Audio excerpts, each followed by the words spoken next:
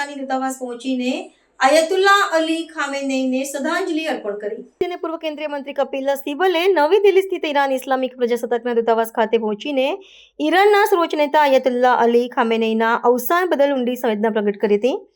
તેમણે દૂતાવાસમાં રાખવામાં આવેલી શોક પુસ્તિકામાં પોતાના પ્રતિભાવો અંકિત કર્યા હતા અને ઈરાનના રાજદ્વારી પ્રતિનિધિઓ સાથે મુલાકાત કરી ભારતના તરફથી દુઃખની આ ઘડીમાં સહભાગી થવાનો સંદેશ આપ્યો હતો.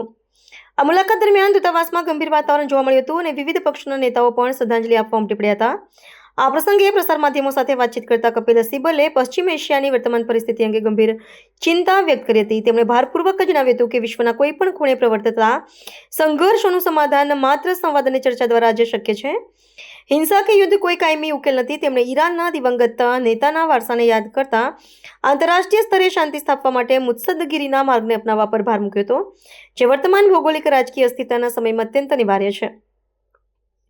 શોકસભાના અંતે તેમણે આશા વ્યક્ત કરી હતી કે આગામી સમયમાં ક્ષેત્રમાં સ્થિરતા આવશે અને માનવીય મૂલ્યોનું રક્ષણ થશે. ઈરાની દૂતાવાસે કપિલ સિબલની મુલાકાત અને સહાનુભૂતિ બદલ આભાર વ્યક્ત કર્યો હતો. નિષ્ણાતો માને છે કે ભારતના વરિષ્ઠ નેતાઓની આવી મુલાકાતો બંને દેશો વચ્ચેના મજબૂત સાંસ્કૃતિક અને ઐતિહાસિક સંબંધોને વધુ ગાઢ બનાવે છે, ખાસ કરીને જ્યારે સમગ્ર વિશ્વની નજર મધ્ય પૂર્વના બદલાતા પ્રહારો પર ટકેલી હોય.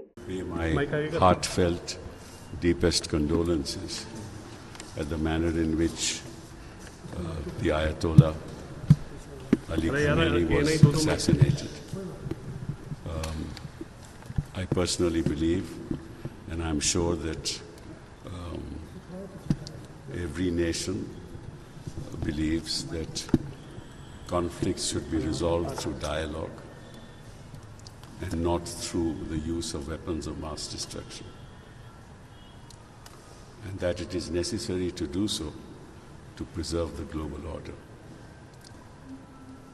In fact, I thought that after the Second World War, the global community decided to forge a rule-based global order.